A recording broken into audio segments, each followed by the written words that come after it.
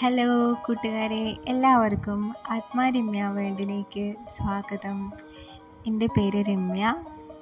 ആദ്യമായിട്ടാണ് ഈ ചാനൽ കാണുന്നുണ്ടെങ്കിൽ താങ്ക് യു ഫോർ വാച്ചിങ്. ഇന്നത്തെ വീഡിയോ എന്ന് പറയുന്നത് താമരയെ പറ്റിയിട്ടാണ്. യെല്ലോ പിയോണി എന്നാണ് ഈ താമരയുടെ പേര്. തുടക്കക്കാർക്കൊക്കെ പറ്റിയ നല്ലൊരു താമരയാണ്. ട്രോപ്പിക്കൽ വെറൈറ്റിയാണ്. താമരയിൽ രണ്ടിനുമുണ്ട്, tropical variety, hardy variety. Tropical variety നമുക്ക് ഏത് കാലാവസ്ഥയിലും ഉണ്ടാകും. ഒത്തിരി പൂക്കൾ കാണണമെന്ന് ആഗ്രഹിക്കുന്നവർക്ക് പറ്റിയ ഒരു താമരയാണ് ട്രോപ്പിക്കൽ വെറൈറ്റിയിലുള്ളത്. അപ്പം ഇതിൻ്റെ പേര് യെല്ലോ പിയോണി. ലൈറ്റ് യെല്ലോയിഷ് കളറായിട്ട്. അപ്പോൾ ഇവിടെ ഒരു വൈറ്റ് പിയോണി വിരിയാനായിട്ട് നിൽക്കുന്നുണ്ട്. നമുക്കതിനെ അങ്ങനെ വിരിയിച്ച് കൊടുക്കാം. ജസ്റ്റ് ഇങ്ങനെ തൊട്ട് കൊടുത്താൽ മതി, അപ്പോഴത്തേക്ക് അതിങ്ങനെ വിരിഞ്ഞ് വരും. വൈറ്റ് പിയോണി ഇതുപോലെ നല്ല ഭംഗിയുള്ളൊരിതാണ്. ഇത് നേരത്തെ നമ്മൾ വിരിയിച്ചതിൻ്റെ സീപ്പോട്ടാണ്. അപ്പം ശരിക്കും വർക്കിംഗ് വുമൺസിനൊക്കെ പറ്റിയൊരു ചെടിയാണ് താമര. നമുക്കെപ്പോഴും വെള്ളം ഉണ്ടാവുമല്ലോ ഇതിനകത്ത്, നമുക്ക് ഇന്നും നനച്ചു കൊടുക്കേണ്ട ആവശ്യമില്ല. വീക്കെൻഡിലൊക്കെ പോയൊന്ന് നോക്കിയാൽ മതി. മോശം ഇലയൊക്കെ ഉണ്ടെങ്കിൽ ഒന്ന് കട്ട് ചെയ്തൊക്കെ കളഞ്ഞും പിന്നെ വെള്ളം നിറച്ചൊക്കെ കൊടുത്താൽ മതി. അപ്പോൾ നമുക്ക് അധികം കെയറിങ് ഒന്നും അധികം വേണ്ട. പിന്നെ വെള്ളം ഉണ്ടോയെന്ന് നോക്കുക. പിന്നെ ഇതിൻ്റെ പൂക്കളൊക്കെ കാണാനായിട്ട് നല്ല ഭംഗിയാണ്. പിന്നെ ഇതിനകത്ത് നമ്മളിങ്ങനെ അസോള പായലിടുകയാണെന്നുണ്ടെങ്കിൽ വെള്ളം എപ്പോഴും നല്ല നീറ്റായിട്ടിരിക്കും.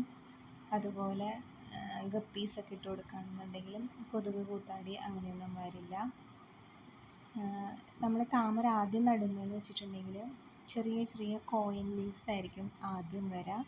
പിന്നെ കുറച്ച് അത് മെച്ചുവേർഡായിട്ട് വരുമ്പോഴത്തേക്കും അത് സ്റ്റാൻഡിങ് ലീഫായിട്ട് ഇങ്ങനെ പൊങ്ങി നിൽക്കും. ആ സ്റ്റാൻഡിങ് ലീഫ് ഇങ്ങനെ പൊങ്ങി വരുമ്പോഴാണ് നമുക്ക് പൂക്കളായിട്ട് ഉണ്ടാവാനായിട്ട് വരാം. ഇപ്പം ഈ യെല്ലോ പിയോണി പൂക്കൾ വിരിഞ്ഞെടുക്കുന്നതിൻ്റെ ഒപ്പം തന്നെ ഒരു സ്റ്റാൻഡിങ് ലീഫ് ഉണ്ട്. സ്റ്റാൻഡിങ് ലീഫിൻ്റെ ഒപ്പമായിരിക്കും അതിൻ്റെ ബഡും കൂടിയും വരുന്നത്. പിന്നെ നമുക്കൊരു 2 വീക്സ് ഒക്കെ കൂടുമ്പോൾ ഡാപ്പൊക്കെ കൊടുക്കുകയാണെന്നുണ്ടെങ്കിൽ അത് പൂക്കളിടും. ഇപ്പോൾ ഇതിനകത്ത് ചാണകം പൊന്തി വന്നിട്ടാണ് അതുപോലെ കളർ വന്നത്. അപ്പോൾ നമ്മൾ കുറച്ച് വെള്ളം ഒഴിച്ച് ഓവർഫ്ലോ ചെയ്ത് കളയുകയാണെന്നുണ്ടെങ്കിൽ ആ വെള്ളം നല്ല നീറ്റായിട്ട് വരും. പിന്നെ അസോള പായലിട്ട് കൊടുക്കുകയാണെന്നുണ്ടെങ്കിൽ അതും വരും. നല്ല വെയിലുള്ള സ്ഥലത്ത് വയ്ക്കുക. താമരയുടെ ഏറ്റവും മെയിൻ വളം എന്ന് പറയുന്നത് നല്ല വെയിലും അതുപോലെ എല്ലുപൊടി കിഴി കെട്ടി നമ്മൾ എന്തെങ്കിലും തുണിയിലോ അല്ലെങ്കിൽ പേപ്പറിലോ കിഴി കെട്ടിയിട്ട് സെൻറ്ററിൽ വയ്ക്കുക.